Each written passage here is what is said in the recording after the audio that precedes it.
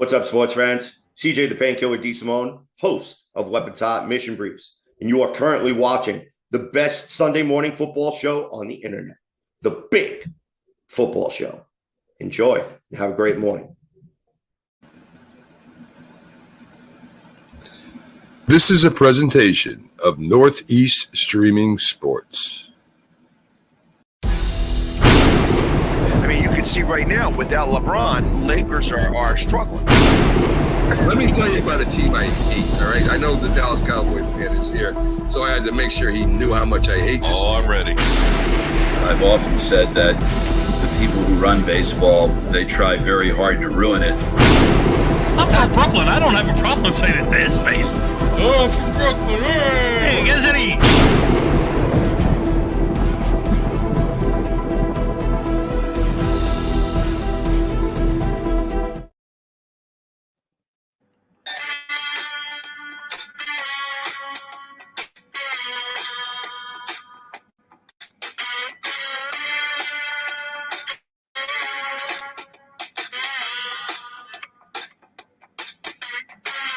It's Sunday, and you have the Big Football Show as we cover all the biggest NFL and football news in the country. We have Ann Moore, too, until the season starts, as we will cover some other sports also just to, round out the show. But, of course, in the regular season, we do cover nothing but football. We have some guests coming in today. Keith Angle scheduled to come in, also the Philly sports guy, to add to more opinions and more insight into the stories we'll be talking about. So good morning to everyone out there. Good morning, James. Good morning, Jack. And let's begin with some tragic news. Is a Minnesota Viking rookie ended up dying in a car crash. Kyrie Jackson.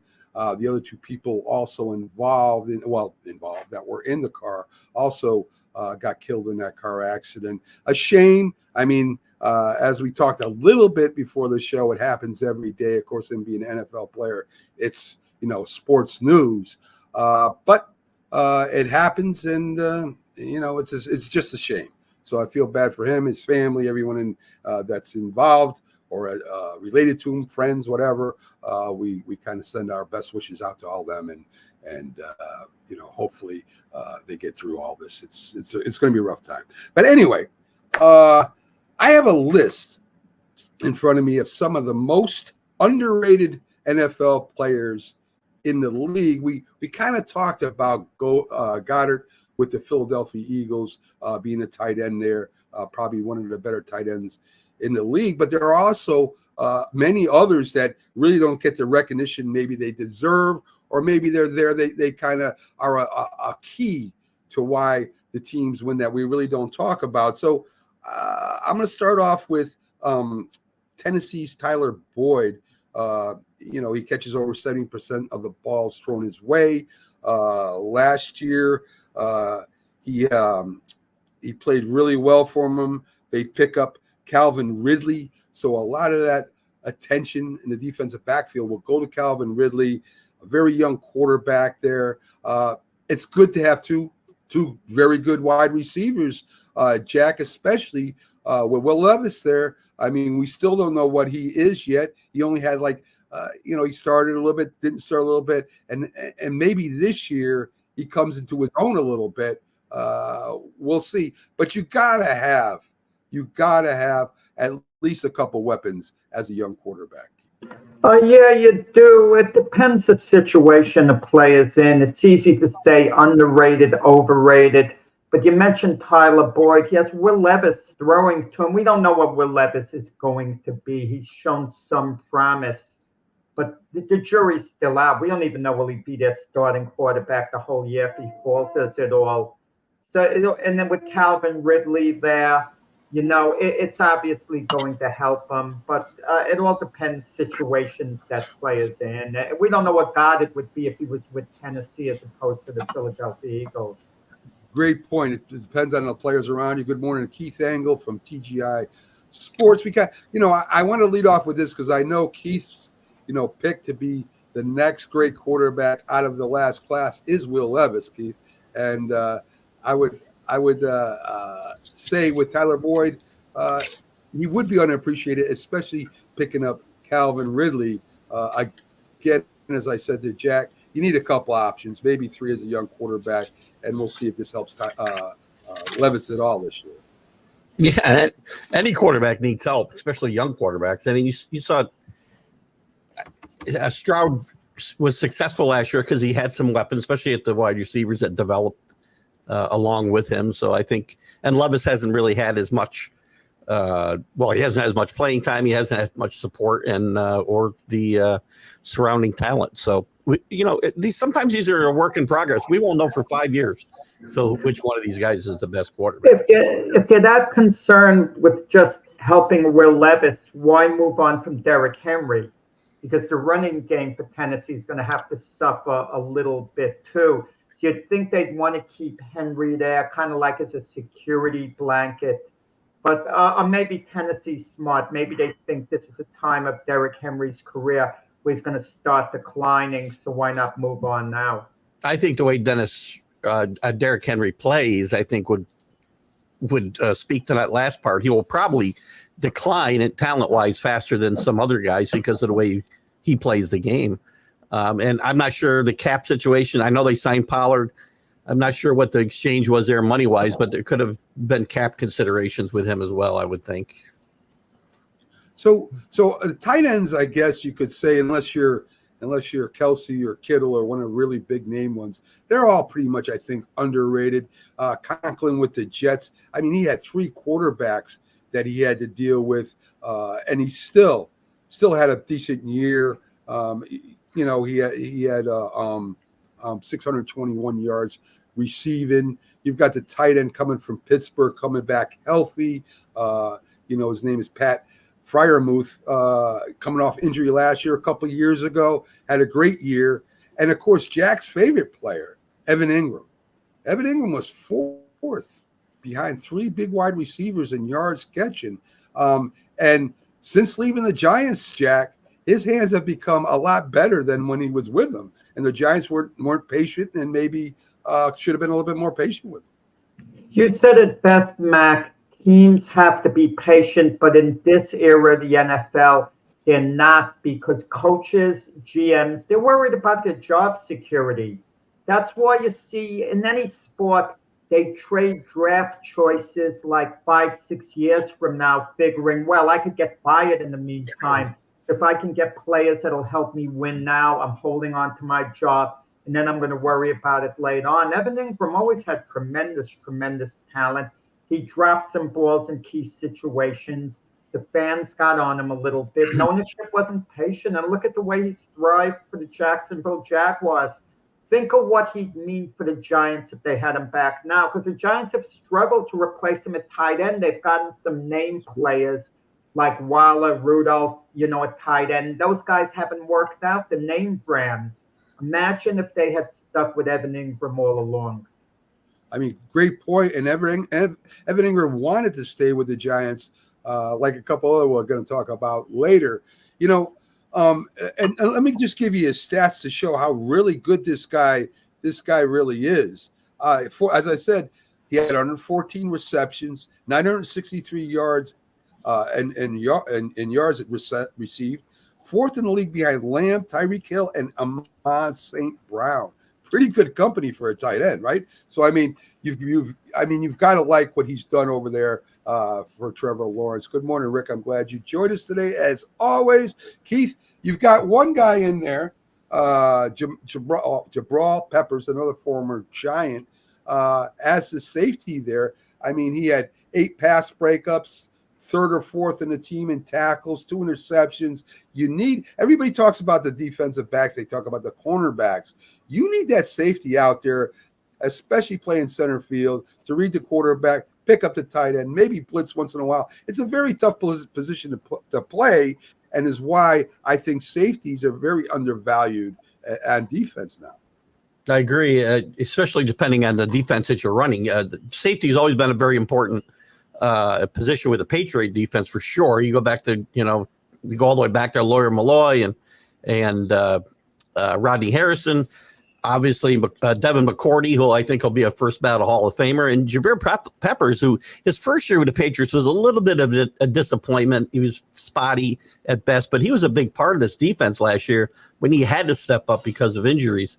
Or last year, if I didn't say that. And he will be, I think, this year as well. They like to use a lot, again, it's depending, the schemes will change a little bit, but not a lot, because a lot of defensive coaches are still around, including the new head coach. But they like to use a lot of different defensive backs depending on the look that they're giving. So Peppers is a big part of this defense. He played very, very well last year for sure. I want you guys to think about when years go by. Peppers was part of the deal where the Giants got him for OBJ. They got Peppers. Correct me if I'm wrong. I think they got a late first-round draft choice in addition to Peppers, but they got additional assets. Now, if you wanted to trade Peppers now for OBJ straight up, no, Peppers has more value right now. So just think of these deals that are made. You can't really judge them for a number of years, but we tend to judge them at the time that they're made, but you never know how it turns out until later on. Oh, as fans, we're like coaches too. We want to win now, right? We don't want to win 5 years from now. So everybody wants to win today. That is very true. And I'm going to talk to Keith about that in a minute. But James, let's continue. Jakobi Meyers. I mean, they talk about Devontae Smith a lot. Devontae Adams, excuse me. But Jakobi has as much TDs receptions as did Adams. I mean, and he still had 807 yards receiving. And again, the double wide receiver, and I think, if you talk about the teams with the best chances to go to the playoffs, the Eagles and some of the other teams, I don't know if the Raiders are going to go to a championship or not, but they still got a pretty good dynamic duo there between Adams and Meyers. Meyers just shows that you always can count on or need a good quality second option. I mean, Devontae Adams is going to be the number one guy, but he's going to get double teams. He's going to get sometimes triple teams. They have good tight ends there too as well, but you definitely need the second option and always have a guy that can maybe 7 or 8 TDs. That's a win. I mean, I don't know where he was drafted or not, but obviously he's got to probably have a high ceiling where he's playing. I mean, he's very much valued as a second option, and I'd look to see him continue that trend, playing in that role, having that. I don't think he goes. Maybe he hits 1,000. It all depends on the quarterback. I mean, the quarterback play there too is going to be suggestive of how his season goes. But I mean, to have a guy with reliable hands and get you that many TDs is a gem to have. And Brock Bowers being drafted by the Raiders, you have to look for him to have a big year over there too. I mean, that he slipped to number 13 overall in the draft. The Jets bypassing Brock Bowers, it might come back to haunt them. I have a feeling if Bowers has a really big year, Jet fans are going to start complaining. And I thought the Jets should have drafted him. I understand needs. You want one more offensive lineman. I understand that. I get that. And the Jets have Tyler Conklin, so it wasn't crucial for them to get a tight end. But the Jet pick, taking an offensive lineman over Brock Bowers was a neat pick as opposed to taking the best player. And Matt, I'm a big believer you take the best player available, unless you're so loaded in that position. For a quarterback, you're not going to take the best player available if you already have your franchise quarterback. But any other position, you could use the best player. And I think it comes back to haunt the Jets not taking Brock Bowers. It might, Jack. It might not. I mean, we don't know how good Bowers is going to be as a tight end. We think he's going to be good, and we don't know how good your tackle is going to be either. As you said, it's going to take years to decide what was the best move. I mean, if you think a lot of head coaches think, the safest, best picks are the offensive linemen because they last years compared to some of the other draft picks. So we'll see. I mean, as you said before, who knows? We got to give a little time to find out. Can I add something quickly? Can I add something quickly about Jacoby Myers and James's comments were dead on. Drafted by the Patriots, by the way, and one of the big. I've claimed for a while the Patriots dumping Jacoby Myers basically in a trade for Juju Schuster, trading the position off because they didn't want to pay him like $1 million more, was really a big factor in Mac Jones' regression. He was a guy who moved the chains, and when you needed to get first downs, he was a guy that was always open. The big knock on him with the Patriots, ironically, to what James was talking about touchdowns, was he didn't get in the end zone. He scored 2 touchdowns in 3 years with the Patriots, but he was a guy who moved the chains, and that's the kind of guy you need to have on any offense, and it really hurt Mac Jones going forward. Just one of the things, by the way, not the only reason Mac Jones is no longer a Patriot. Well, Kate, Mac Jones is now the backup quarterback for the Jacksonville Jaguars.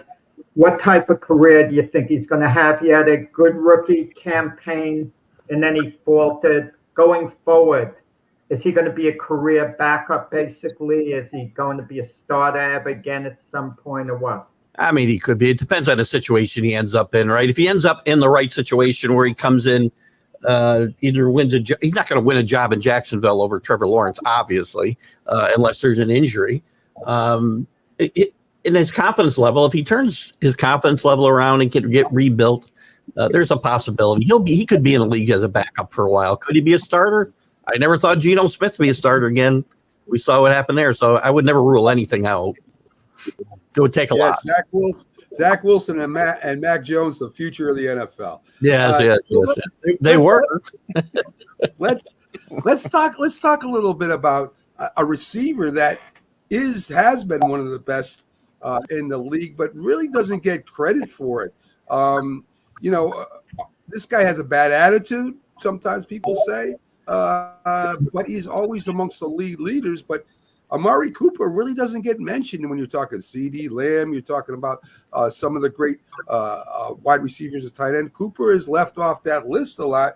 And last year he had 1,250 yards receiving, and not only that, had 3 different quarterbacks throwing to him. So I think Amari Cooper gets and well-deserved rap of not wanting to be on the field in a crucial play one time at a crucial time. But as far as talent goes and as far as numbers goes, he is in the top maybe 8-10 wide receivers in the league, and he really doesn't get the credit. So who cares about his talent, Mac? It's what he does as a player. And Amari Cooper has a label, and maybe there's a good reason for it. Why would the Cowboys just move on from him kind of casually?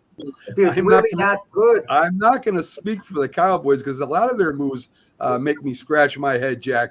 But I know the attitude played a problem. We all know. We've talked about that. But as far as you're saying numbers, he has the numbers, Jack. He does catch for over 1,000 yards almost every year he's played. So the numbers are there. It's the attitude. And maybe I know he's looking for a new contract with Cleveland, like everybody else in the league is looking for a new contract. But if you're going to talk just pure stats, he is in the top 8, top 10 receivers in the league. And again, he doesn't get mentioned that much. So anyway, so Keith mentioned Mac Jones. He's mentioned New England Patriots.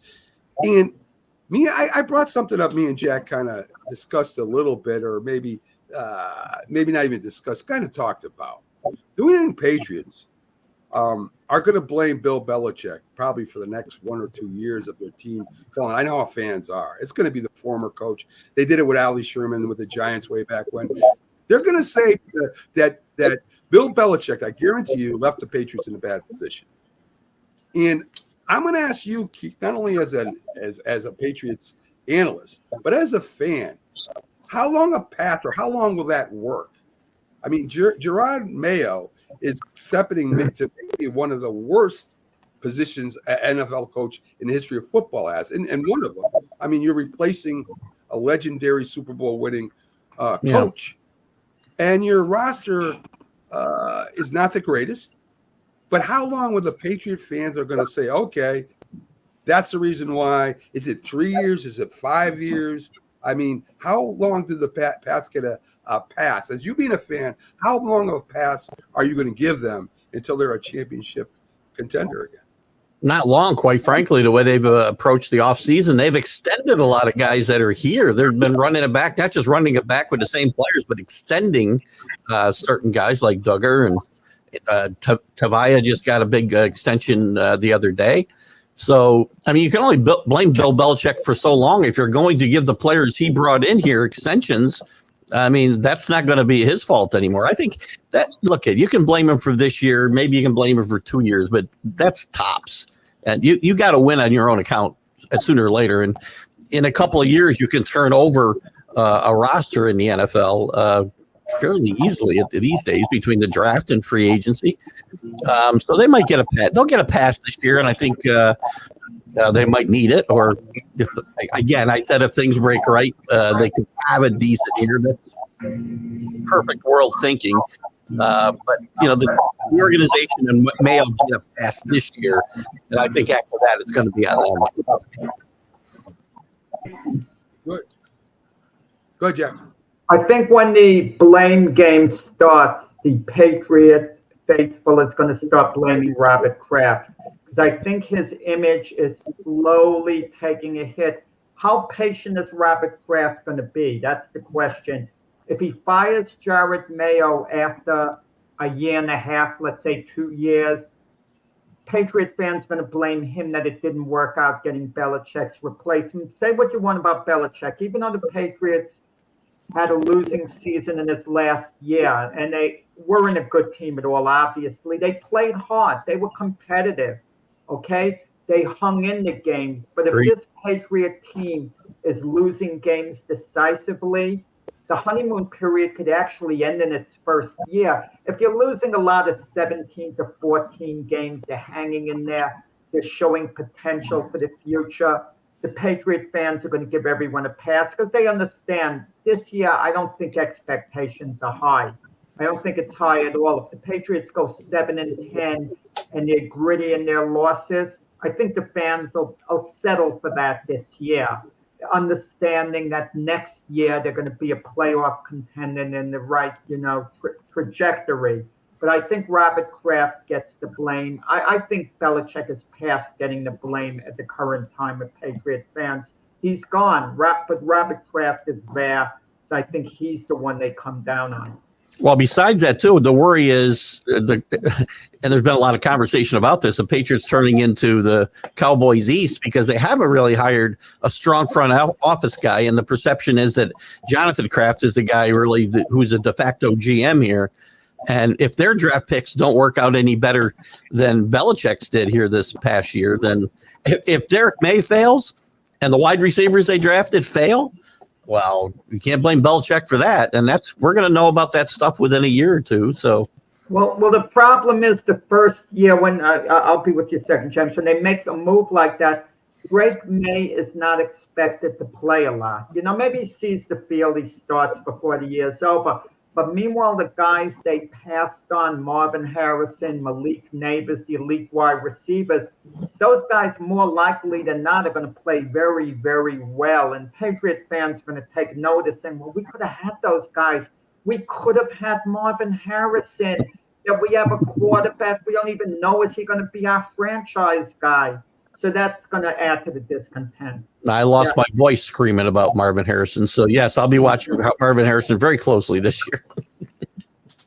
Well, my question is, where's the defense at right now, Keith? I think defense, with the rookie quarterback and an offense that's in question, I think the defense needs to take the slack a lot more for their offense. And I don't know where they are. So I think you have a better knowledge on that than me. Would you think they are? They're not in bad shape defensively. They played very well defensively last year. Jack mentioned they kept them in games. They played hard. They never quit on their head coach. You can say a lot of things about Bill Belichick. That team didn't quit. They played hard every week. The defense was good. They get Matthew Judon back if he stays. He's talking about leaving again. But they get Christian Gonzalez back, who they lost for a good part of last year, their number one draft pick, and was playing great at cornerback. A position that the Patriots did lack on. As good as the defense played, cornerback's still an issue. Tavia, who they just signed, really made great strides last year. I like the defense, and I think the defense will keep them in games this year. Again, I don't expect a lot of wins, but as Jack said, I think there'll be some close losses, which are still losses, by the way. Yeah, in the end. But where I disagree with Jack is they say they're not going to blame Belichick. They sure are. They're going to blame Belichick for 1, maybe 2 years because of the talent or non-talent the Patriots had from him being the GM and leaving them with really no quarterback, a defense that will be good as I think it will be. But the main person that, you're talking Tom Brady to Jacoby Brissett or to Mac Jones to Jacoby Brissett. I mean, that, Mac Jones was drafted by when Bill Belichick was there, under Bill Belichick's watch. And so he is going to get the blame, whether it's deserved or not, just because of the players on the team at this point that are kept over. Now, it won't be deserved after 2 drafts and 2 free agency cycles because I agree. But it could happen. You're right. I agree. I mean, I remember, as I said, when Sherman for the Giants came in and started trading Rosie Greer and all those other Giant greats out and tried to build almost from scratch. The Giant fans never forgave him for that. So it can't happen. So anyway.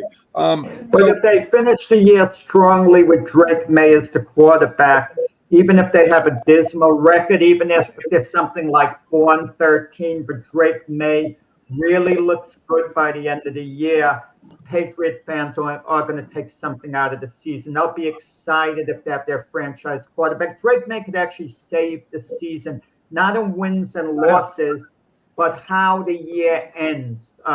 If Drake May's the man, it's obvious, then the Patriot fans excited for the following season. I will bet you $100 right now Drake May will not see the field this year. He's not going in, Jack. I believe he'll see the field. I do believe he'll see the field. I don't see he'll see it much, but I think he'll see the field. The only way is if the last 2 games that's it. That's the only way. But as far as to go into to be a starting quarterback and to see what they got next year, he's not ready. He's just not ready. A lot of things can happen. We don't know. Again, he had a very good OTAs. They were very impressed with some of the things that he did in his offseason. I'm not saying that's going to make him the starter. A lot of things changed. This time when Mac Jones was drafted, they didn't think he'd be the starter either, and things changed pretty quickly. But someone's got to explain something. Isn't Cam Newton either, by the way? So someone's got to explain something to me because I don't understand this logic. The Patriots pick number 3 in the draft. They take Drake May. The Denver Broncos go number 12. They take Bo Nix. But Bo Nix is going to start probably from the go. And Drake May might hardly see the field at all this year. And so where's the logic? Why not just play Drake May? Okay, if Bo Nix could start, but Denver has a better team than New England, okay? Who has a better team? Max got him in the Hall of Fame. Max got him in the Hall of Fame. That's why he's starting. Listen. If they do that, they're going to do just what they did to Mac Jones. He starts. He has a bad season, and here we go again in New England. They got it. Mac was good. Mac Jones was good as a rookie. Mac, he was very good. Yeah, he was good as a rookie, and then he stunk for the next couple of years. I'm telling you that. If they do that with Drake May, and I know Keith likes for some reason Mac Jones rookie. There's a lot of reasons why the Patriots went to had a good year. There was lots of reasons Mac Jones failed too that weren't all his fault. He's got to take responsibility. Listen, Keith, I get it. There's a lot of reasons why Daniel Jones is no good too. We could list them all for half an hour, but I don't have any faith in Daniel Jones. I mean, it is what it is. Mac Jones couldn't handle it. Daniel Jones can't handle it. It is what it is. Mac Jones. Daniel Jones can't stand a field. They're not giving Russell Wilson excuses for his performance last year. They say he stinks, and that's why they got rid of him. He's a 12-year veteran. He's obviously. I'm saying we can give any excuses we want, Keith, or any reasons we want. He didn't do it, man. I mean, he turned to Zappy. When you turn to a quarterback like Zappy, I mean, there's problems, man. Not giving a guy an offensive coordinator is not an excuse. That's a reason why you regress, by the way. Yeah, I guess Keith and Daniel Jones has had 5 different offensive coordinators. Are you going to give him a pass? Are you going to say he's a good quarterback or he could have been a great quarterback? I mean, are you really? Again, I think Daniel Jones, under the right circumstances, is a good NFL quarterback. He's got to stay on the field. He's had injuries. That's been his biggest issue. And he was drafted 6, which isn't his fault, by the way. He's looked at differently because he was drafted 6. That's not his fault. Is Zach Wilson because of the terrible offensive line for the Jets? Is that why he wasn't a good quarterbak? No, I never liked that. Listen, I get what you're saying. I'm not necessarily disagreeing with you, Keith. I'm just saying excuses after reasons after reasons after reasons. And and a lot of quarterbacks have it rough. Terry Bradshaw had it rough when he first got to Pittsburgh. They do have it rough. They find a way to do it. And I don't know what to say. I don't know what to say anymore about it. Yeah, Terry Bradshaw was surrounded by Hall of Fame players too, so that made a big difference. Just saying. I don't see. Okay, listen. I don't see Blake Harris as Lynn on the Patriots. Mac Jones will be a starting Super Bowl quarterback in a couple of years. What can I tell you? I don't know what to say. I didn't say that. Okay, all right. But we will talk about the rookie quarterbacks after Keith leaves because after get the hell out of here. He's got a show to do. He's got a show. I gotta let him go. Keith, it's always great having you on, my friend. Have a great show over there. Have a great Sunday. All right, buddy. Bye-bye. So, oh my God, fans are tough, man. Fans are tough. It's tough to tell them, man. Listen, I believed in Daniel Jones for 2 years. One thing about Mac Jones. Mac Jones his talent or his success was predicated on the level of skill around him. I mean, when you look at Alabama, he had all the weapons around him. Yeah. I'm not making excuses for him. I'm just saying that's the type of player that he was. So he's not going to succeed at all if he doesn't have good talent around him. That's just what it is. James, I mean, see, people think that I'm saying that, you don't need talent, that the quarterback carries the team. If you listen to me at all, the quarterback to me is not the most important aspect of the offense to me. And to me, that's the truth. All right. But we give all this attention to these quarterbacks today. And listen, Mac Jones ain't going to cut it. I'm telling you right now, believe me, he's not going to cut it. Zach Wilson is not going to cut it. There's a few quarterbacks in this rookie class that are not going to cut it. It's just the way it is. It's the position they're in. I'm agreeing with you to an extent. I'm just saying Mac Jones is not the type of quarterback like Tom Brady had guys around him before Randy Moss. I mean, you didn't know those guys' names, but he made them a little bit better. He's not that type of quarterback. He can make guys better. He needs better guys around him, is what I'm saying. That's just what it is. Quarterback obviously is the most important position by far, not even close, Mac. I don't know what the heck you're talking about. But what I'm saying is the really elite quarterbacks, they find a way. The really great quarterbacks. I mean, for example, Joe Burrow, when he's healthy, he hasn't had an offensive line, yet he's highly successful. Tom Brady, outside of having Randy Moss for 3 seasons, he never had a great receiver. Yet he makes things happen. Peyton Manning went through. Listen, the Patriots, let me cut you off. Patriots had the greatest tight end maybe ever. Gronkowski, correct. They also had Edelman. Correct. No, you're correct. I'm thinking of the wideouts. You're absolutely correct with Rob Gronkowski. I give that to you. Peyton Manning, 4 different coaches when he went to 4 Super Bowls, 4 different Super Bowls. So I don't want to hear, Daniel Jones, different coordinators, different coaches. If you're going to be given 4 or 5 different coaches, Mac, one of them has to be good that you have to. Mac, I'm not disagreeing with you. I said, Daniel, listen, I came on. See, again, you're not listening to me. I said I have no excuses for Daniel Jones. I just said that. I have no excuses for Daniel Jones anymore. It's over. The party's over with Daniel Jones. Just like it's over for Mac Jones and Zach Wilson. This is his last chance, Daniel Jones, this season. It's over. I mean, they have to go with him. What is he going to do? What is he going to do this year that will make Giant fans think Well, he you're going has to Malik you're going to Neighbors. sign this guy to a long-term contract? What is he going to do? Well, they can get out of the contract after this year. I just said, what are they going to do? What are Giant fans? How do you explain to Giant fans after this year? What does Daniel Jones have to do for the Giant fans to say, extend him for another 4 years? Well, that's the danger, guys. Let's say Daniel Jones has a decent year this year. Let's say he has a good year, not a great year, but a good year. What do you do the following year? Do you sign him to a 3-year deal? And it could be an illusion. And then you're back to the old Daniel Jones. It's a danger. It's like the Giants are still evaluating Daniel Jones. He's been there, 5 years? Yes, and you're still evaluating him? Yeah. You should know for sure whether he's your guy or he's not your guy. I would think.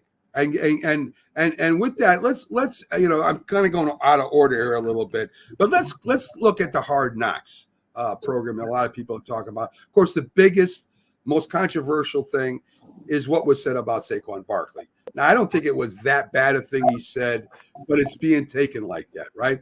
Shine says, listen, the running back market is not the greatest. We're going to overpay this guy when we have a lot of improvements to make on a team, wide receivers, on defense, and that. And the biggest thing I took away from what he said was, I am not going to pay a $40 million quarterback to turn around and hand off to a $15 million running back. Now, is that controversial? To some Saquon Barkley fans, it might be. I understand what he's saying. It is dumb. If your quarterback, if you're paying the quarterback as a franchise quarterback $40 million a year, if he's going to turn around and hand off to a running back, that's not why he's there. I could do that. Jack, you could do that. James, you could do that. We could all turn around and hand the ball off to Saquon Barkley and let him run. This is what Shine was saying. Now, as I said, Saquon Barkley fans aren't going to like that, but he's speaking the truth. I would love to have Saquon Barkley on my team, but in that regard, the way he said it and in the text he said it in, he's correct. I'm not paying a quarterback at $40 million to hand off to a great running back. That's not what you're paying him for. Hey, guys, imagine we can have an all-time NFL team. All of them were young again, and we have the greatest players of all time. What are we going to do? We're going to look at the pay scale for running backs for Walter Payton, Jim Brown, Eric Dickerson, John Riggins, et cetera, and we're going to say, no, we're not going to pay them that much. Running backs aren't as valuable. Are they out of their mind? Okay. Saquon Barkley is so much more valuable than any single offensive lineman or defensive, end, for example. I mean, just one-on-one I'm talking about. I'm not comparing running backs as a whole, the whole backfield to a whole line, because games are won and lost on the line, basically. You have great blocking. You make average running backs into good running backs. I understand all that. And you pressure the quarterback on the defensive, and I get all that.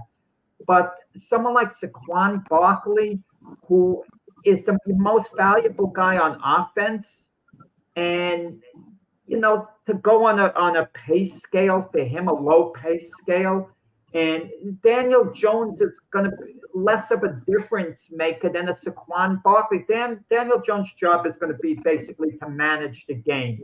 He's not going to take over a game. He's going to manage a game, and if he manages it effectively, the Giants are going to be fine. So James, let me ask you this. If you have one of the highest paid quarterbacks in the league, he's in his last year, how can you evaluate him if you're just going to hand the ball off most of the time? You can't, right? You're going to have to see how this guy throws. Can he use his weapons? Can he use neighbors right? Is he going to be able to take over a game or not? Because you're paying him as a franchise quarterback right now. And if he can't do that, next year you got to make a move, right? And to me, I get it. I love Saquon. He's a great player. He's one of the best backs in the league. I get it. But if you're going to evaluate, as Jack said, Daniel Jones, You can't do that by him just handing the ball off 60, 70, 80% of the time. You have to see if he can take over a game or you get somebody else, right? I mean, I agree somewhat. Look, you give 80% of the time the ball to Saquon because you have no confidence in your quarterback. You didn't have any confidence in Daniel Jones and what he was doing, so you got to give it to Saquon Barkley. And I would say that Saquon was injury prone. Maybe he's injury prone because he's running the ball more often than what he should have been. To give him away or trade him away might have been the best decision. So, like, I agree with you in that regards because you want to see what Daniel Jones can do. But he's been like Jack said, he's been there for 5 years. You kind of know what he can do. You know where he's at. I mean, if it walks like a duck, quacks like. I don't. Listen, guys. I'm a Jet fan, and I'm high on Sam Darnold for this year. He's the Vikings starting quarterback to start the year. I don't think J.J. McCarthy is going to be the starter, at least this year, because I think Darnold's going to have a really good year for Minnesota, but that's another issue. He was a Jet quarterback for 4 years, and my feeling was, even though he still has potential, it's time for the Jets to move on from him, because when you've been somewhere for a while and you haven't quite gotten it done, it's really time to move on and see, well, maybe you could get it done elsewhere. And I think that's the case with Daniel Jones. This is a 6th year. And like I said, the danger for the Giants is if he has a decent year, who's going to replace him next year? He's going to have the Giants over barrel. The Giants are going to have to sign him long-term for big money. And you make Daniel Jones one of the highest-paid quarterbacks in the league. What a mistake that's going to be. What a mistake that's going to be. But let's see what Daniel Jones does this year. He might have a very good year. We don't know, but it's a signing that would come with a lot of risk if it goes past this year. If you can sign a Daniel Jones for 1 year at a time and keep playing it out that way, I'm good with that. That's not the reality of the NFL. These guys have to have multi-year contracts. I'll tell you what's exactly going to happen. If he has a decent year, good year, they'll franchise. That's what they're going to do, and see if he can do it 2 years in a row. I would. If he has a good year, I franchise him and see if he can do it 2 years in a row. So let's talk about a real good quarterback, Josh Allen. Now, Josh Allen, if you remember correctly, coming in was supposed to be a project, right? He was a great athlete, but he wasn't that accurate, and he wasn't this and he wasn't that. Stephon Diggs comes over. Well, Josh Allen has Stephon Diggs to throw to.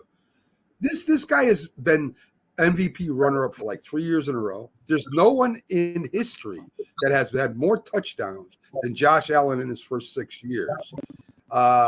Listen, I would love to. I think any team that has an average to okay quarterback would love to have Josh Allen. He's responsible for like 70% of the offense of the Buffalo Bills. So, listen, I know he hasn't won the big one yet. Will he win the big one? Again, I don't know. But again, this is one of those quarterbacks that maybe on the right team or under the right head coach could be a Super Bowl champion. And I say the Bills, again, will have a good year as Josh Allen, the quarterback. He's a difference maker. They've come close, guys. The Bills have been in the mix, and it's certainly not Josh Allen's fault. They haven't taken the next step. You even think of the playoff game they lost to Kansas City where they may have gone to the Super Bowl, 13 seconds left, and the Chiefs getting field goal range. They lost Stephon Diggs, but they did draft, Deion Coleman, is it, from Florida, a really good receiver. You wonder whether the Bills' window is closed or not as closing. I thought last year it was closing. And they came up with a strong effort, and they lost to the Chiefs in the playoffs. Close game, tough game. No disgrace there. But is Buffalo declining? Are they still in position to go to the Super Bowl? And I kind of wonder. The Bills could win that division. I could see them going 12-5 or something, even 13-4. I could also see them slipping to 9-8. Maybe not even making the playoffs. They're an intriguing team. I agree. What do you think, James? Yeah, Josh Allen is the Bills' golden ticket. Once every 10, 20 years, the team gets a franchise quarterback, and he fits the bill. He's got a big, powerful arm. I mean, he makes some of those guys. This is what I was talking about, alluding to earlier, about guys having good receivers, but also making guys, no-name guys, look a lot better than they are. I think he's just one of those quarterbacks that, like Jack said, they're going to always be in the mix because you got a guy like this. This is what, like, the Giants and the New Orleans Saints, you want a guy like that. I had a guy like that in Breeze. When he's gone, it's like, oh, let's get him out of there. His arm's no good anymore. I said, wait till he's gone. You're going to see how it goes. And Derek Carr, of course, I don't know if we're going to put his name out there or anything like that, but yeah, he's just not the same. He's not the same guy as Drew Brees. Not even pale in comparison to him. So to have a guy like this, you can always be in the mix, or you can always continue to try to surround weapons around him, and they don't have to be elite guys. You can get mid-tier guys, which helps you save money because you're probably going to end up, I don't know what his contract is now, but the contracts that these guys have, when his time comes up, he's going to far supersede that because he's just that talented. James, you made me think a moment. We use the term franchise quarterback sometimes loosely, but maybe not that many guys are truly franchise quarterbacks. A franchise quarterback means you know this guy's going to be a quarterback for years to come. It's not even a discussion, In the case of Josh Allen, it's not even a discussion. No one's saying, well, maybe we have to look at other quarterbacks for a couple of years from now. He's your guy. Patrick Mahomes is your guy. Daniel Jones isn't your guy. Derek Carr isn't your guy. Maybe he'll be there for years, but it's a maybe. That's the difference between a franchise quarterback and someone who's not. There's no maybe attached to it beforehand. And Josh Allen is one of the few guys you know is absolutely going to be a franchise quarterback. But you don't even know that with the Cowboys, with Dak Prescott, whether he's going to be it with all the talk. And you don't know it with these rookies for sure. Caleb Williams, Jaden Daniels. You hope they will. You're counting on them to be it, but it's a maybe before you know all these rookies' names, unless it's a Trevor Lawrence who's labeled as a generational guy. But even now, Trevor Lawrence, it's not maybe before his game. He's going to be a quarterback for Jacksonville for years to come. They made up their mind. They're not thinking in a couple of years. They might have to look at someone else. But like we said, Daniel Jones, it's a maybe. Even with Aaron Rodgers, even though he's a franchise quarterback, it's a maybe a couple of years from now. We don't know with Aaron Rodgers whether he'll even be the Jets start in a couple of years. Maybe he will, maybe he won't. But an elite view like the Joe Burrows, the Patrick Mahomes, the Josh Allens, no maybe. There's no maybe in front of even Brock Purdy now. He's going to be a guy going forward. I agree. And we'll be back, folks, right after this message and talk about the future and the early rankings of the future rookie quarterbacks this year. So we'll be right back after this. Is a Huddle Sports Network broadcast. You can find us on Roku TV, Amazon Fire TV, Facebook, and of course YouTube. Get all your NFL news here first.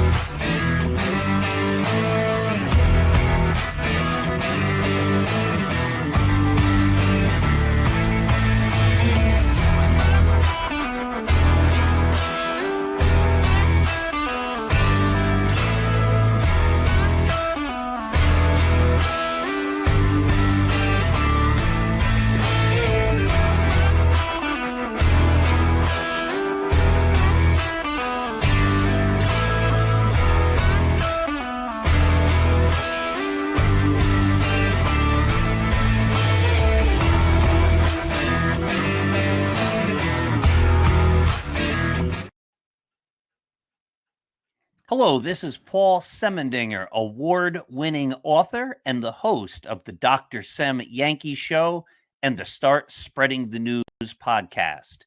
and you are watching The Big Football Show, the very best football show in the entire world. And it's here on the Northeast Streaming Sports Network. Enjoy.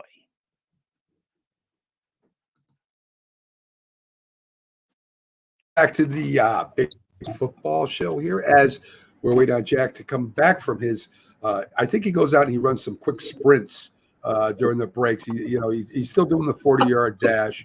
So let's bring Jack. Made it back. I hope he's not too winded to talk, God forbid. So we got Jack back on. And listen, I wanted to go over the rookie quarterbacks early rankings, and this isn't from me. This is from Bleacher Report. And as Jack knows, with quarterbacks coming to the league, I'm pretty good at saying who's going to be really good so far anyway, and who more or less is going to have a lot of problems breaking into the NFL. And I'll give away a little secret, all right? Besides playing quarterback, most of the time I spent in football and coaching, I met Norm Snead at the offense-defense football camp. And he gave me techniques and drills to do as a quarterback to get better. And when I watch these kids play in college, and of course it's a different game, it's a little bit more tougher in the NFL and that. A lot of things when I watch, especially if I watch a whole game, which I did in most of these young quarterbacks, I look at technique. I look at how they're throwing the ball, how you sit in the pocket, how they're reading, how they come off their first read, and not just run, but finding somebody else.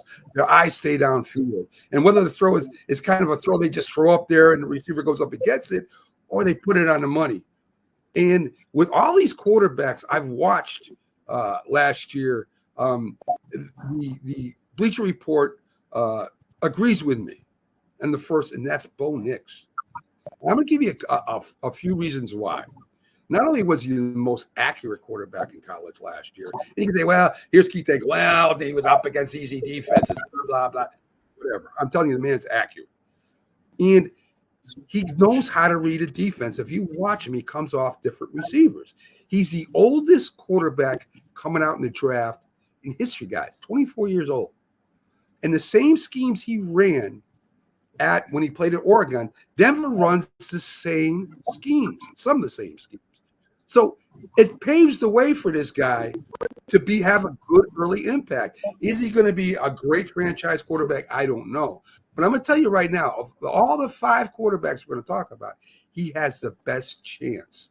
And it's not because I just like Bo Nix and I like watching him throw a game. I'm talking about overall. Being a quarterback, to me, he's the most overall best at doing the things quarterbacks got to do in the NFL.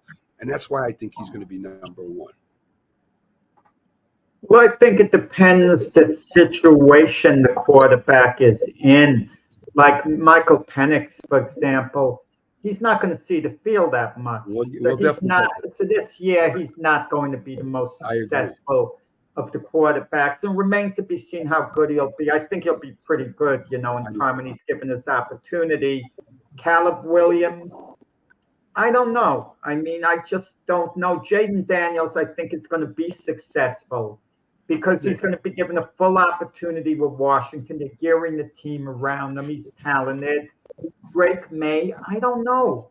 If the guy can't see the field this year and they have to baby him for the whole year, that shows he's kind of behind the other guys going in.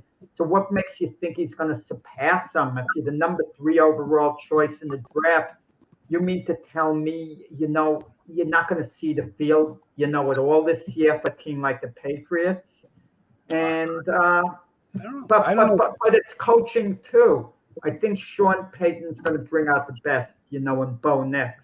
So I think the situation for Bo Nix is going to be very, very good. And he's going for a decent team too. They were 8-9 last year. Their defense came around. So I think Bo Nix is coming to a nice situation. Plus, he doesn't have to look over his shoulder at all. Because who's he going to see? Zach Wilson and Jason Stidham. He's on the pressure. I agree with everything you said there, Jack. James, let's talk about their second-rated quarterback. And because, as Jack says, Penix will be playing behind Cousins to begin with. I agree with this one too. Jaden Daniels is their number 2 pick, and it's because of his athleticism. He's got 96-yard sprinting capability, but we've seen what happened with young rookie quarterbacks too. That's one read, a quick second read, and they take off. They don't trust in the pocket. They don't trust in their reads. I think Jaden Daniels might be the second best quarterback in this draft class, but I think he's going to have a lot of problems this year being the starting quarterback. Jaden Daniels had great success at LSU, and he studied. There was a huge difference between his first year at LSU and his second year at LSU.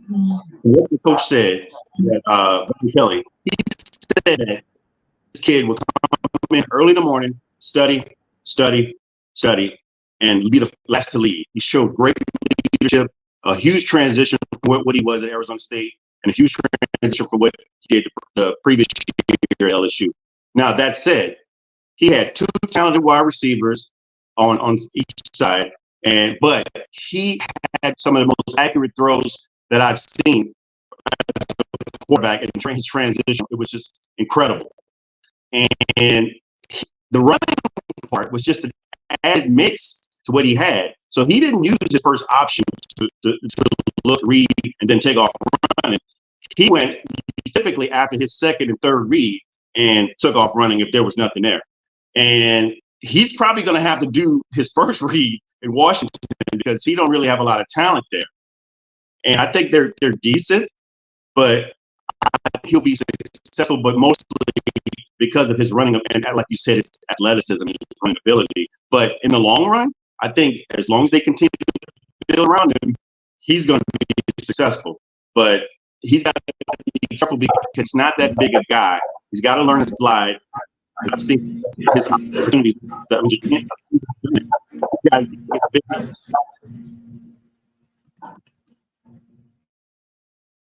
Yes, he's taking some big hits. James.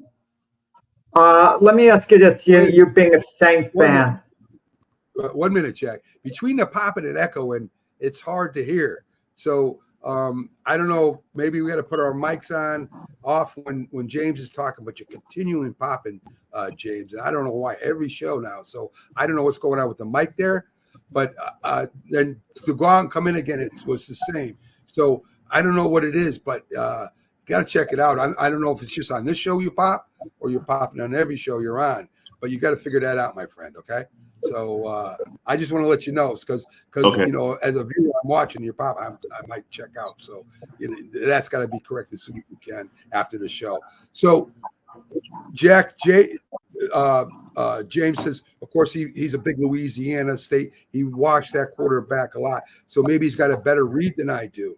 Listen, maybe he is. Maybe if they continue to build around him, it's a rebuilding year for the Commanders. But they didn't have a bad team last year, Jack. They played they had some decent games they played in last year. No, they have some decent players. You get the feeling it's a happy atmosphere of Washington, a very happy atmosphere. They're all in on Jaden Daniels, and if, you know, in this modern NFL, if you're a really good running quarterback, you're not going to be a bust in the beginning. You can make things happen with your legs. And I think that's going to be the case with Jaden Daniels to an extent. You know, he's going to run, but you have to know when to go down. You can't be like Anthony Richardson on the Colts, who tries to battle for the extra couple of yards and winds up getting hurt. I want to ask James this. I was talking before about Bo Nix and with Sean Payton as coach, he's going to be successful. Am I overrating Sean Payton's ability to develop a quarterback? I'll tell you why. Because we think of Sean Payton and Drew Brees as being a great twosome together, you know, the way he was a great coach for Drew Brees. But when Drew Brees came to the Saints, he didn't come as a draft choice. He came as a very good quarterback from the San Diego Chargers. So Sean Payton inherited an elite quarterback. After Drew Brees left, what kind of success did, Sean Payton have with any of the quarterbacks? Well, I think the closest that he came was with Jameis Winston, and we saw how that went. And he went down with am I still echoing or popping? Yeah, you're still popping, but that's okay. Go ahead, James. Okay. Wow. Well, he had a bit of success with James Winston early on before the injury, and then he retired. So you saw some of the guys that he had, Gary Grayson, the kid out of Notre Dame. These are late round picks. I never really seen. We didn't draft anybody earlier. I think he won the draft. I don't know, but Andy Reid jumped in front of him. But there was never any show any improvement or development of these late round quarterbacks. So I don't really. I think it can be determined when you get voting. I think there's an opportunity to build mass in flaw that Williams might have, and show his strength, but it's yet to be determined. We can't really judge what he had because he had a long time. Well, we hear the name Jameis Winston, and I kind of wonder, is Caleb Williams going to be another Jameis Winston? Because Jameis Winston was the number 1 overall choice in the draft, the way Caleb Williams is. And Jameis Winston, for a while, looked like he was on a good path with the Tampa Bay Buccaneers. But Jameis Winston's problem was he'd throw pick sixes. He would drive a team down the field and make a bad play. And he always had that potential where you thought he was going to break out and be a really good quarterback. But he was always like a little short of that. And I remember going to a game at Raymond James Stadium, actually, to see the Buccaneers play the Texans, and Jameis Winston lost the game for the Texans. He threw a couple of pick sixes, one to end the game. And then the next season, of course, the Buccaneers, they got Tom Brady and they won the Super Bowl. And that didn't reflect that well, on Jameis Winston, that they took the next step, someone else, outbeat the great Tom Brady. But and now he's a backup. He went to the Cleveland Browns, Jameis Winston, and look, maybe he gets his career back on track there. Everyone likes to use Geno Smith as the model, a guy who's kicked around as a backup for years after being a starter, and all of a sudden resurfaces into a starting quarterback. I think that's a little more like a fluke, and let's see how Geno Smith finishes out this year. But good for Geno Smith. He had a resurgence. But in part, it's a self-belief. If a backup still wants to start bad enough, still sticks with it, sometimes you just fall into an opportunity. Look at Gardner Minshew. He's the starter for the Raiders. Gardner Minshew. Give me a break here. He has an opportunity to be a starter going forward if he can play well. You never know what comes up. Baker Mayfield, he resurfaced Gardner again. Minshew is no starting quarterback. But he's going to be the starter. I like, but he's no. I agree he with is you. not a starting quarterback. But he's going to start for the Raiders. I like Minshew. I like Minshew a lot. Raiders, Matt. Well, he's going to be starting. Well, I don't know, really. They may let the rookie start, depending on how they feel. I don't know. He's going to start over Aiden O'Connell. I don't know that. No, in all probability. I'm not certain about it in all probability. Okay, but let me throw this at you, Mac. If Gardner Minshew is the starter to start the season, and let's say the Raiders make the playoffs with him as a starter, and they get knocked out of the playoffs even in the first game, in all probability, he's going to be the starter next year, Gardner Minshew. Oh, come on. I don't know. I don't know what you think about quarterbacks, Jack. Gardner Minshew has been on 4 or 5 different teams already. If he was going to be a starter, he'd already be a starter. Same thing with Sam Darnold. I don't know how many teams Sam Darnold's going to be on. He's not going to have a great year, Jack. The Minnesota Vikings are going nowhere. J.J. McCarthy's I'm going to get to him as I continue with the list, as we've gone down a bunch of side roads here, but enjoyable. But Sam Darnold is not going to be a starting quarterback next year or 2 years from now for the Vikings. He's not going to have a great year. And Minshew is not going to be the starting quarterback next year for the Raiders either. If their rookie can't do it. If J.J. McCarthy didn't think could do it, they're going to get other quarterbacks. I don't know about Minnesota, but I know the Raiders will. And I don't know why you have so much. Listen, I agree with you about Gardner Minshew. He wouldn't be my guy. I'm just saying if he has a really good year, it's going to be, they'll continue with them. If he's playing well, just like, let me explain. Just like the Seattle Seahawks, they didn't want Geno Smith to be their guy. Geno Smith was given an opportunity when Russell Wilson left. He battled Drew Lock for the starting position. The Seahawks thought Drew Lock was going to be the starter. And what happened, he played well, Geno Smith. So as a result, they stuck with Geno Smith. But you're not listening, Mac. You're not listening. I am listening because you're going that you're saying the same thing you did about Jameson Winston. He's not going to be a great quarterback either. Listen, Geno Smith is a quarterback to the Seattle Seahawks because they don't have a better one. That's all. Exactly. Right. Exactly. So I understand what you're putting down. Won't get a better one so easily. They did pick up the Washington Redskins quarterback last year. It's in the second year. I don't know what's going to happen. Right. I don't know what's going to happen. I just know, Jack, that right now we're going to Caleb Williams because we're spent a lot of time on quarterbacks we're not sure. So anyway, Caleb Williams. I don't think Caleb Williams is going to make it in Chicago. I don't think he's going to be a great quarterback. I don't think he's a franchise quarterback. And there's reasons for that. If you watch him against good teams, he throws a lot of interceptions.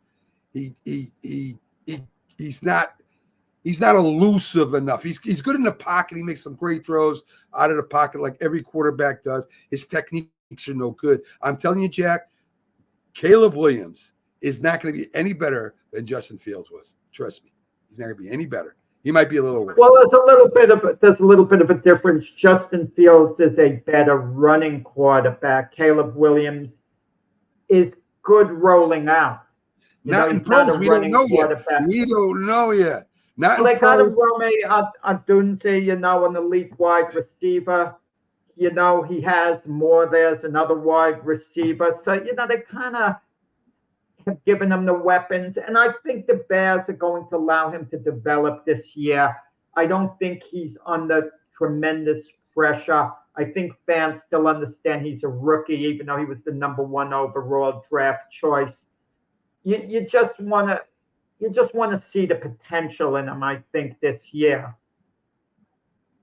If he has a terrible year, Jack, if he plays worse than Fields did, or he throws a lot of interceptions with you're right. They got a lot of people around him now as far as weapons go on offense. If he has a terrible year, he's going to be another Mac Jones. No. Mac Jones was awful the last couple of years. Zach Wilson, I'm telling you, Caleb Williams is going to not be an NFL quarterback in 2 or 3 years. Of starting NFL quarterback. No, when you're the number 1 overall choice in the draft, you're going to have a job for years to come. You'll be in the NFL because someone is always going to trade for you or want you on their team because you were drafted so high because of the potential factor. You mentioned Zach Wilson, okay? Hypothetically, guys, if Zach Wilson had been a 6th or 7th round draft choice instead of the number 2 overall choice in the draft, chances are he'd be out of the league by now. They feel this guy isn't any good, but because he was the number 2 overall pick in the draft, teams think, wow, this is a bargain. We're getting this guy for virtually nothing, and we'll take a chance on him. Maybe he'll turn out to be something that the scouts thought he could be. So they take a chance. Look, even when Denver traded for Zach Wilson, think of what they did. I think they did give up a draft choice, I think a 7th round pick, and they paid half his salary, like $3.5 million. So Denver did give something up.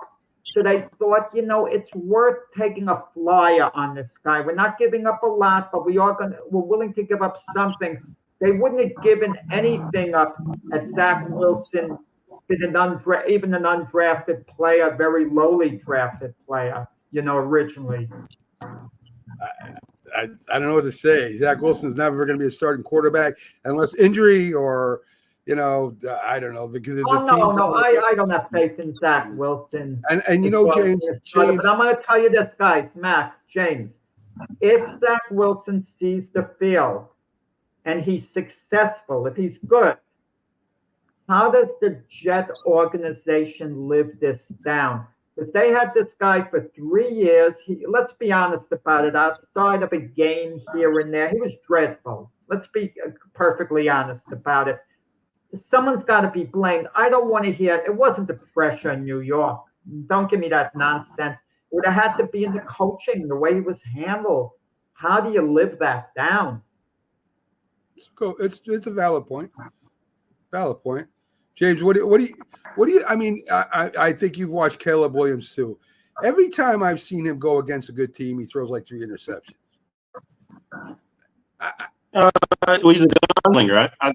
I look at him as no different than like a Brett Favre don't compare him to Brett Favre. Come on, please don't. James, he scored big points with me comparing Caleb Williams to Brett Favre. Give it to Matt. Keep telling him. Brett Favre was an instant machine early on, but he threw a lot of balls. That's what I'm not saying. I'm just saying the caliber of player he picked. He's a gunslinger.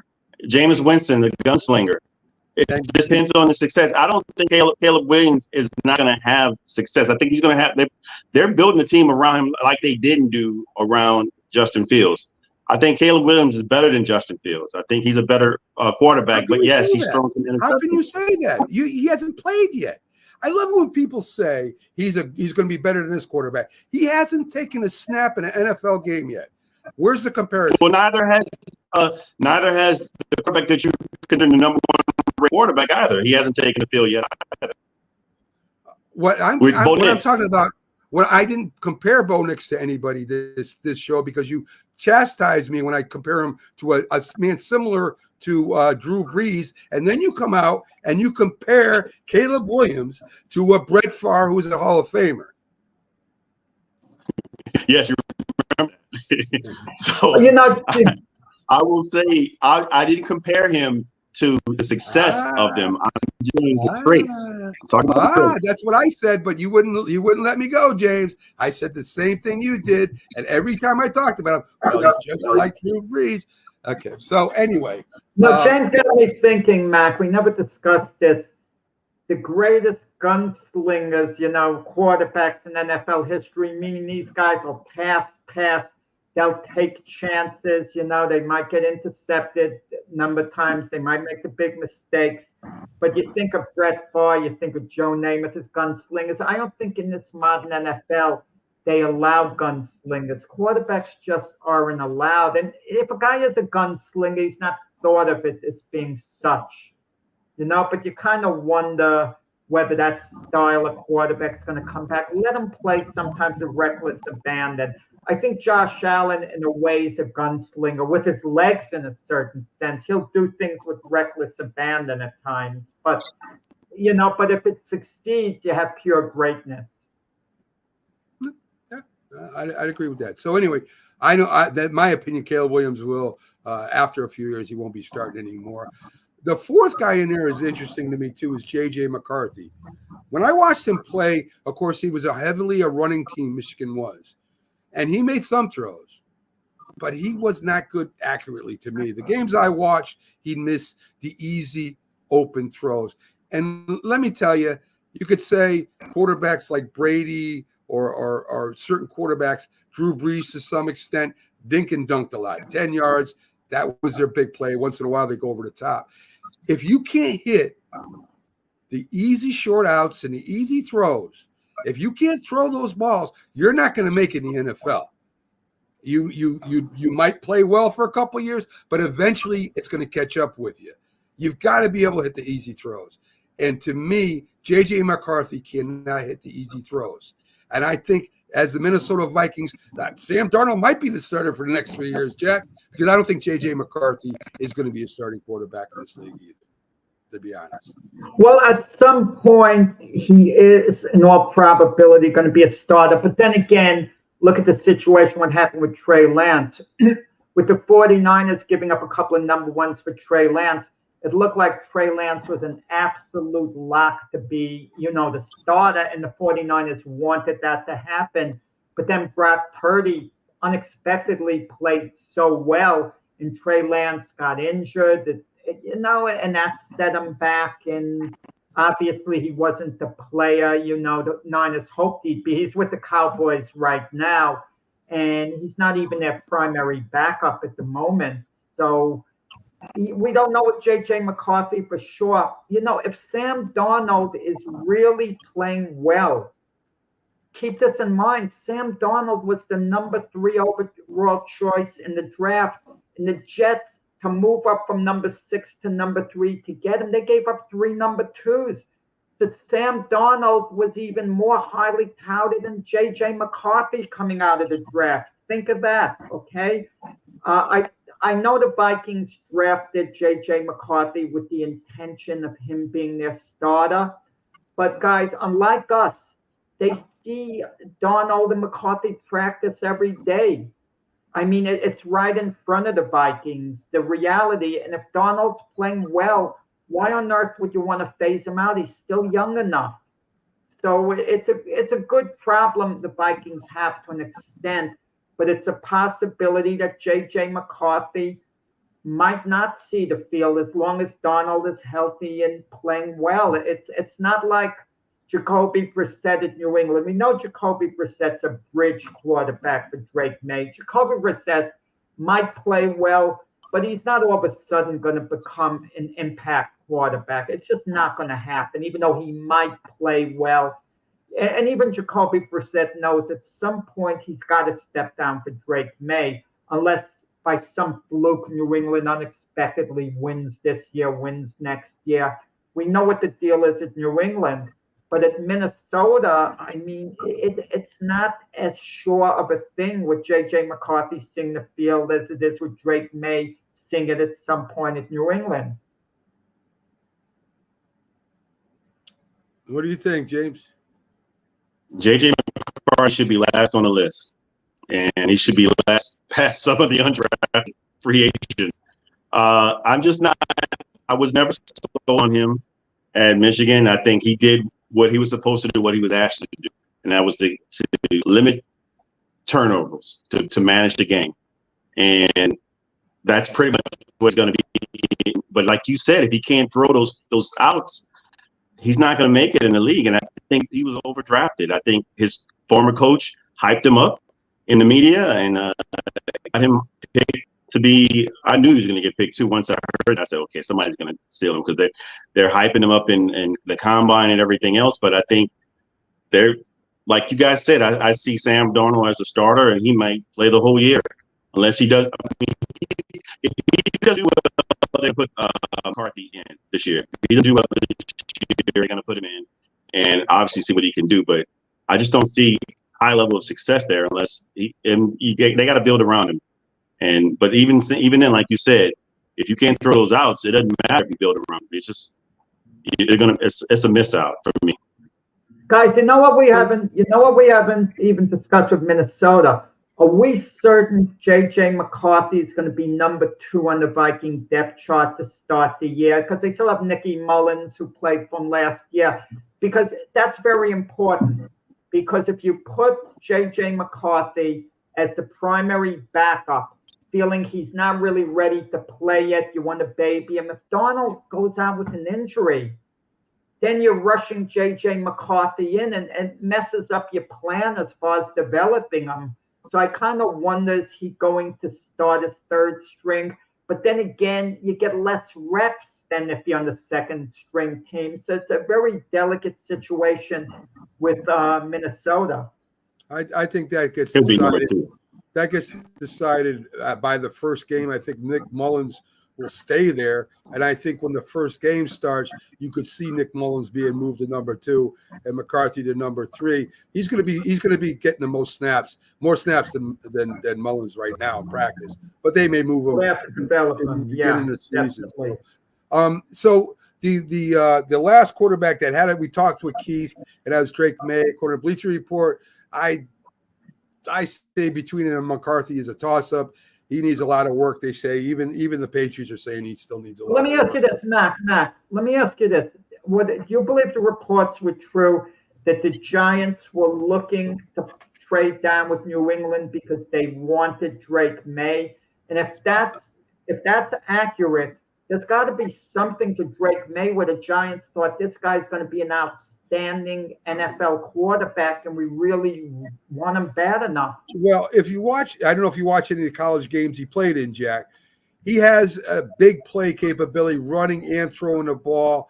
Again, some of them throws are just thrown up, and I don't see. I'm looking for somebody accurate, right? I want to see somebody that puts the ball in them small windows, not just throws the ball 65 yards down the field, and a receiver goes up and grabs a one-handed reception. That's all well and good, and he's a great big guy.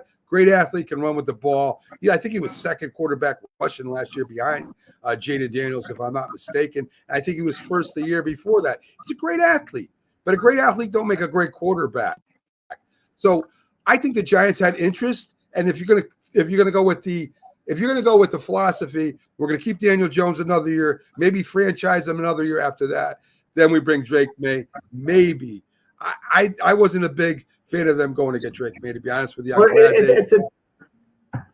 Guys, it's a danger to draft a quarterback in college who's a game manager like J.J. McCarthy, because especially in college, these quarterbacks have more of an opportunity to be game changers, okay?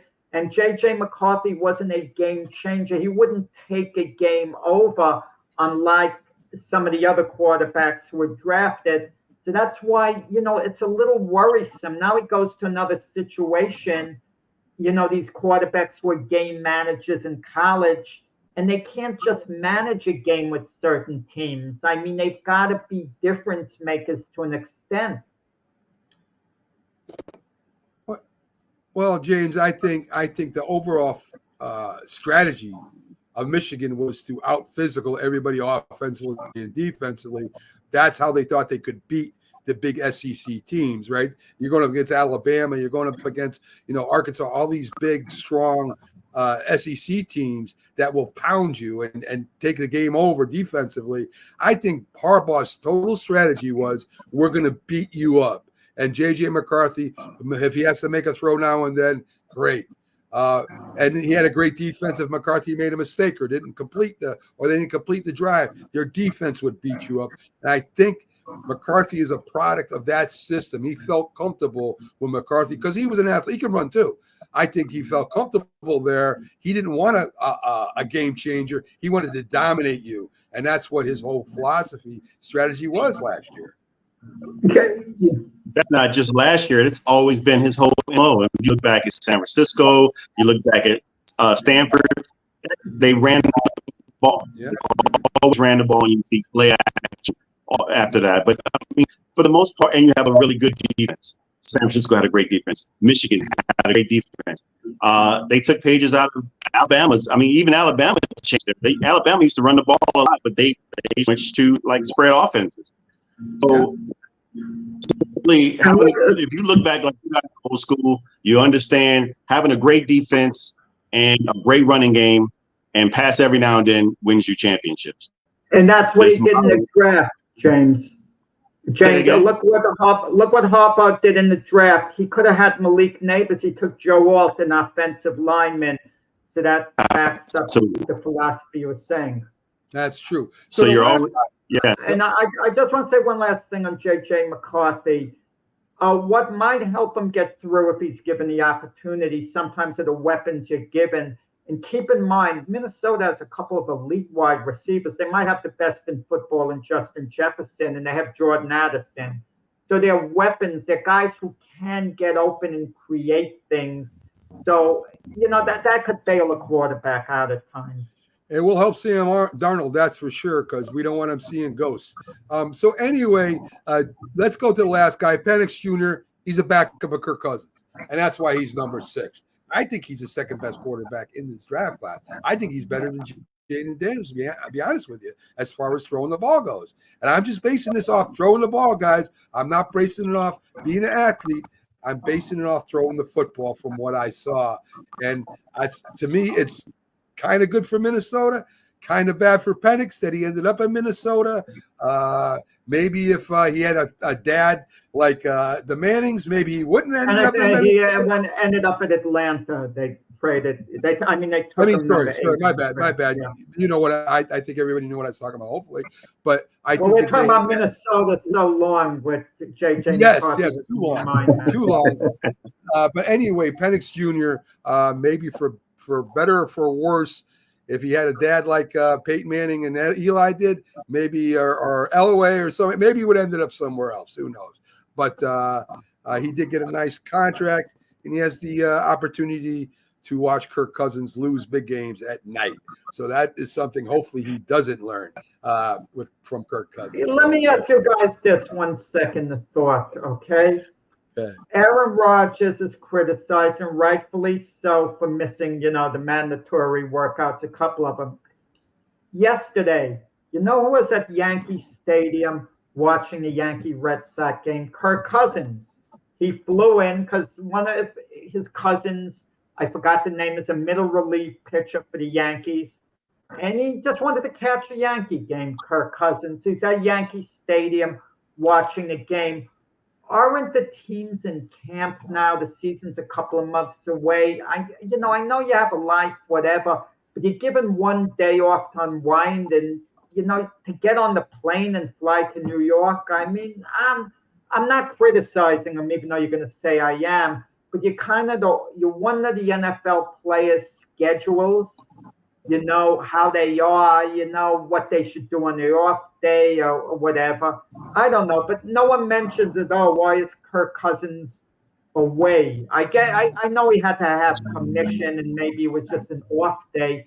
But like I said, the season is a couple of months out. I would think, camp had started now.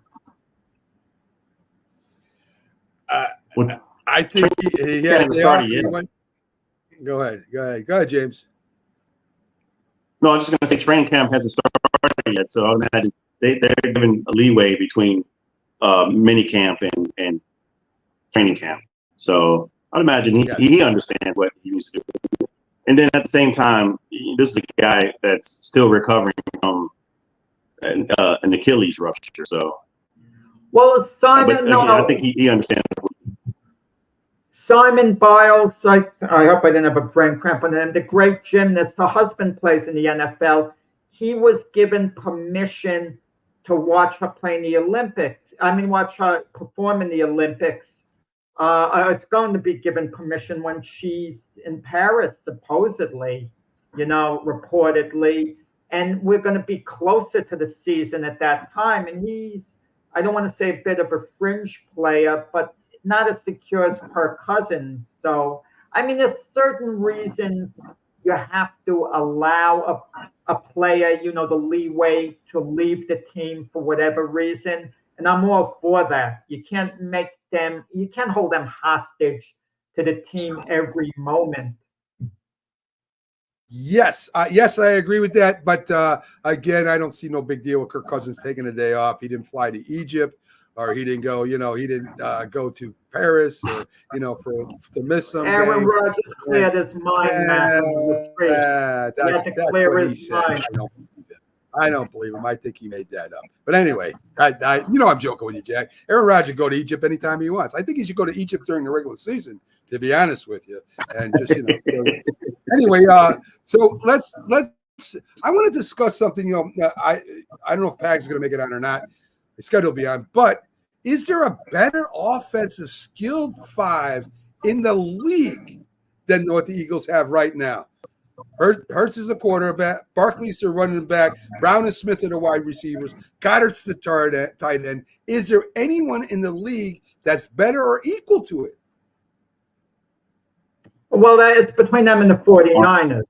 It's very debatable. We could break it down position by position nearly, and we could get an answer. Who would you rather have as quarterback going forward? not what they accomplished, even though both have accomplished a lot. They both went to Super Bowls. Jalen Hurts or Brock Purdy. And guys, I can't believe I'm saying this because I've always loved Jalen Hurts, but I have a little more faith in Brock Purdy moving forward. Because Brock Purdy strikes me as the guy who's going to be there 10 years with the Niners or whatever. Jalen Hurts, I didn't like the way last season ended. That's tough. James, what do you think? That's a tough choice for me. I'm not sure. I think it's almost even. What do you think, James? I give it. Look, on paper, like Jack said, am I breaking up still? Yeah, but go ahead. Okay. So on paper, the Eagles, if we look individually, position, they're top notch. They're hands down probably the best offense of the league. But everything is going to be predicated of what their coordinator and whatever issues they had last year, if that can be rectified, because you can't deny the talent that's there. I think the situation is just whatever was going on between them and their previous offensive coordinator and their coaching, that matters. That matters greatly. So, you can look at. But look at the other positions. It does. So we go like Jack says, position by position. I think it's a toss-up, and the only reason why it's a toss-up is because Hurts, his leadership came into question last year. All right, there was a rift between the players on paper. I mean, Hurts is a better runner. Maybe Purdy's a little more accurate. Maybe. So I think that's pretty much a wash. You go to running back. I think he would give Christian McCaffrey, based off last year, an edge, but not by much. I think running and catching the ball are very similar, but I think you would have to give McCaffrey the edge, a small edge. But close. I'll agree with you. Barkley, McCaffrey's close, but as much as we love Saquon Barkley, he's a tiny bit behind. Maybe he'll have a bigger year. I think. But then you start getting to, and we got to give. No, we don't, because Kittle had an off year. I think Goddard might be Kittle's better. I think Goddard. Better than Goddard. I think Goddard and Kittle are very close, Jack. I think they're very close. I mean, no disrespect to Goddard, but Kittle has a clear edge, even though Goddard is one of the better tight ends in the NFL. I'm not disrespecting Goddard. Keep in mind, Kittle fit into the 49ers scheme. A lot of his responsibility was blocking, and Kittle is there. If the other offensive players are struggling, Kittle is a great weapon, for Brock Purdy to have. Keep in mind, people were talking just last year who the best tight end in football was, Travis Kelce or George Kittle. The debate had been going on a while. Kittle hasn't really slipped. It's basically been how they've been using him because they have so much talent on offense. Yeah, so they haven't had to use him. I'm not buying that. So do the Eagles. I don't have the stats in front of me, James, but I know Kittle fell off in the playoffs. He was almost. He had maybe one big catch that I remember. I know he fell off. I know that for a fact. And I know Kittle is a little bit more older than Goddard. I don't know. I don't think it's clear cut as it was 2 years ago, or if Goddard was around. I think Goddard might have been a rookie 2 years ago. I think Kittle was one of the best tight ends in the league. I think he's fallen off a little bit, if I'm being honest with you. Kittle is more so better known for his blocking. He can catch. He can do some really good catching. He's a decent catch. He's not like Kelce. Really? To me, Kelce is better in that regard. But I agree. Goddard is kind of let's just say Kelce is probably on the downside of his career and Goddard's on his way up. Let's put it that way. Because it's hard to really I think they're still at this level right now together. Let me give Jack the right edge here. I think right now Kittle edges him. I mean, as opposed to career right now, I think it's going to change very shortly. But here is the biggest where the Eagles take the lead at wide receiver, right? Brown and Smith. I mean, the 49ers do not have – you could say Samuels with Brown maybe, but Samuel's a running back slash wide receivers. He's just great at both and hard to bring down. But if you want to say strictly wide receivers, I think the 49ers have one better. How's that? One better. Deebo Samuel is an all-purpose player, running the ball, catching the ball. Yes. And I love Devontae Smith on the Eagles. I think he's outstanding. I felt that way since he came out of Alabama. But Deebo Samuel's a little more of a weapon. I mean, he's just a little, just like Saquon Barkley's a threat to catch passes out of the backfield. Deebo Samuel is a wide receiver who's a threat to run the ball, end the rounds or whatever. They could use him so many different ways. I don't disagree with what you're saying with the A.J. Brown, Devontae Smith combination. That might be the best 1-2 in the NFL. I'm not arguing that point, and I would give the Eagles an edge, those two against any two, I think, in the NFL right now. But Deebo Samuel, he could take over a game at times on offense. I know. You're right. The only problem with Deebo Samuel is availability. He's not always available because of how they use him. He gets hurt a lot. Yeah, I mean, you could say. I mean, listen, Saquon Barkley's been injured 2 out of his 5 years too. I mean, you could say that about that too. McCaffrey used to get hurt all the time too. So, I mean, that would have to change. I agree with you. But are the 49ers better? And that's what I mean. At their 5 skill positions, are they better? I don't think so. I think it's pretty much equal. And I think pretty even. It's hard. It's a hard one. Whichever, if you gave me a choice, which 5 I could have, for the upcoming season, I take whoever. Yeah. I don't know why. The only thing that bothers me is the chemistry on the Eagles. The chemistry is there on the 49ers. It wasn't last year with the Eagles. That's the only thing that bothers me, and that's a coaching problem. So I don't know if, like James says, a new coordinator, or if it's the head coach's fault. Absolutely, and it doesn't matter what coordinator you get. That will be interesting to me this year to find out. I mean, I think that's going to be the key to the Eagles either going, far as they can, maybe the Super Bowl, is the chemistry, because they sure got a dynamite offense, and their defense is not scrubs either. They got a decent defense. Guys, that's what I kind of want about the Eagles. People are acting like the end of last year never happened. Yeah. Where they fell apart at the end of the season, losing to weaker teams like Arizona, even at home, and blowing the bye, and then playing poorly against the Tampa Bay Buccaneers and getting eliminated in their first game. I mean, come on. And we act like it didn't happen. Even though they've made certain changes, added certain players, even getting Bryce Huff from the Jets and, of course, Saquon Barkley, the core of the team is still there. You never turn a team around, and you kind of wonder whether that team hit a little bit of a wall. I mean, we're counting on Saquon Barkley to save them, a couple of other additions and this and that. How do we know they're not going to start the season? And like you're saying, Mac, the chemistry isn't going to be bad, and they're going to be very mediocre. I mean, we really don't know. That it's a real X factor when it comes to the Eagles. And Jason Kelce, he retired. I mean, there's got to be emotional issues attached to a team. Certain leaders, involved who are no longer there. James, Jack is right to a point. I mean, you've got Philly fans that will act like the last 6 games didn't happen, but a lot of fans of other teams want to forget that Philly was in the Super Bowl a couple years ago too. I mean, it's not. I mean, that happened also. So I mean, it's confusing to me how somebody can drop like that at the end of the year, especially after being the Super Bowl. Is it the runner-up curse? Is that all it is? No, obviously there's some contention internally.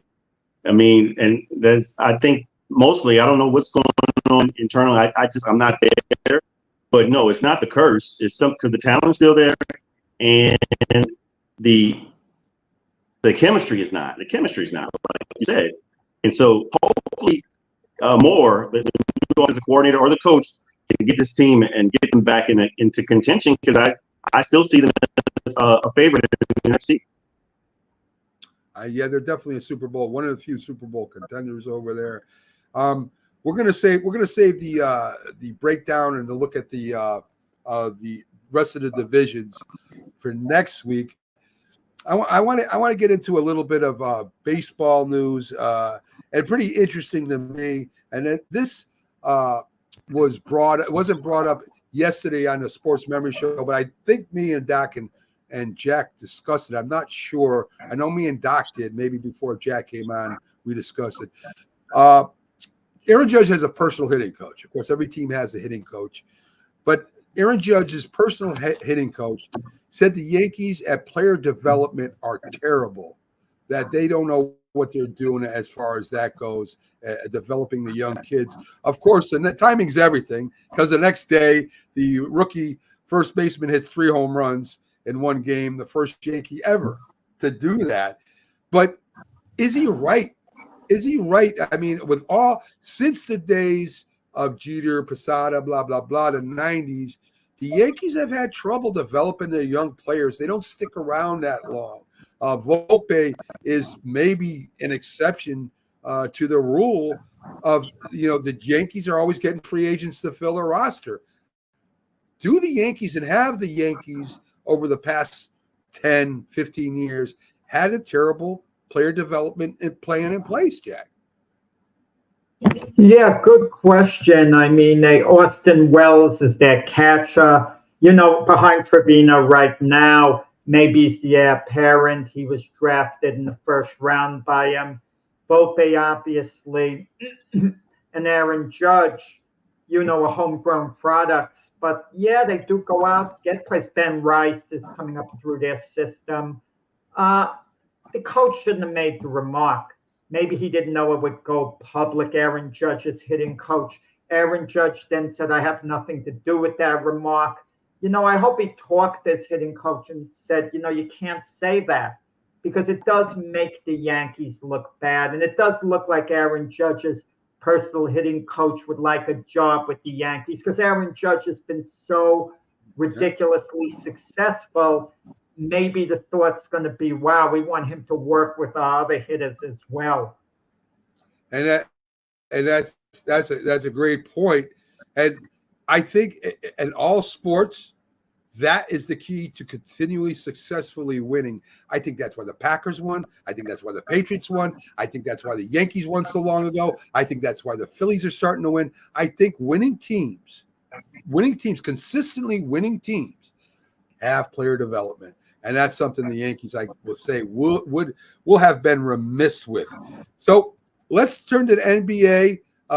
James, 35-year-old former Bulls DeMar DeRozan signs a 3-year contract with the Sacramento Kings, $79 million.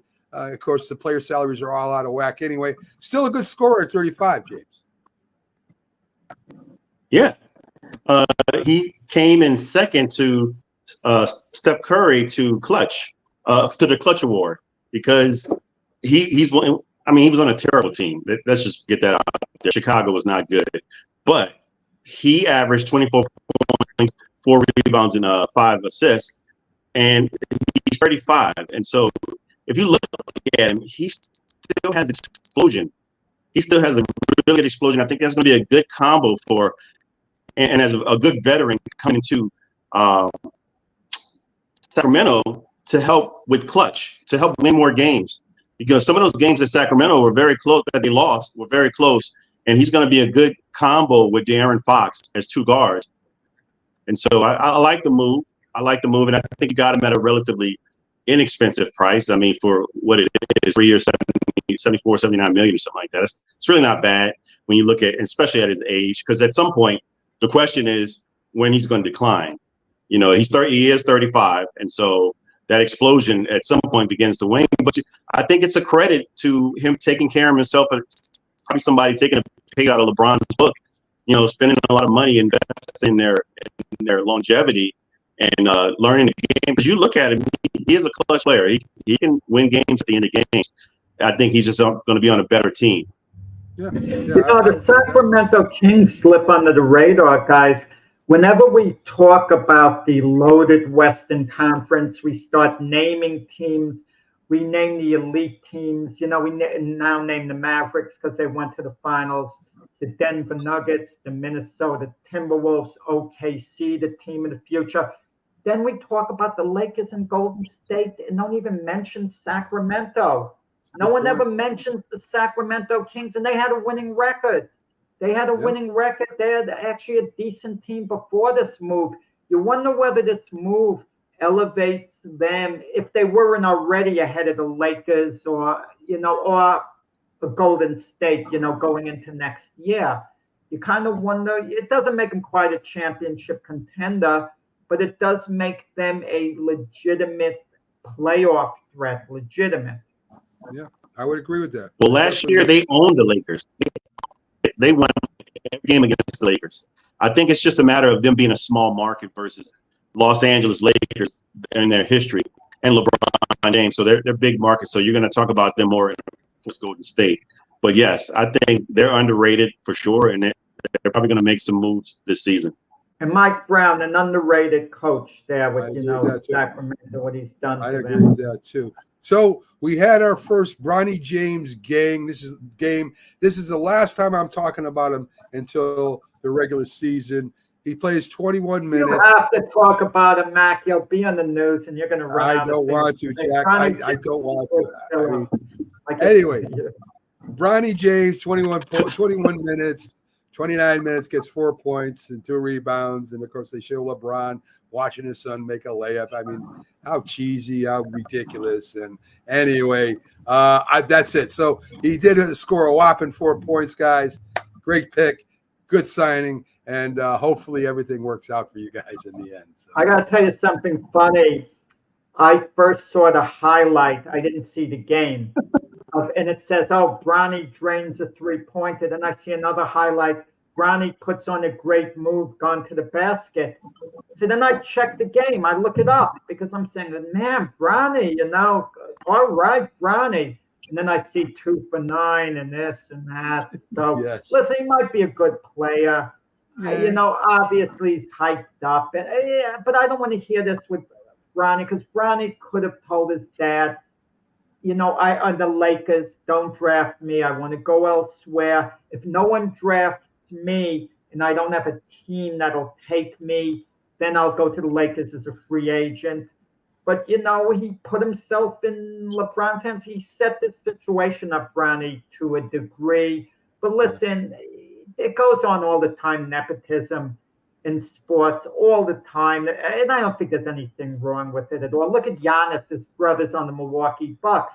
Even though his brother is actually perhaps a legitimate NBA player. He was with the Knicks for a little bit, I think in 2016 for a cup of coffee or something. I'd have to look that up. Yes. But, it goes on. Look, even we're talking football, Bill Belichick before.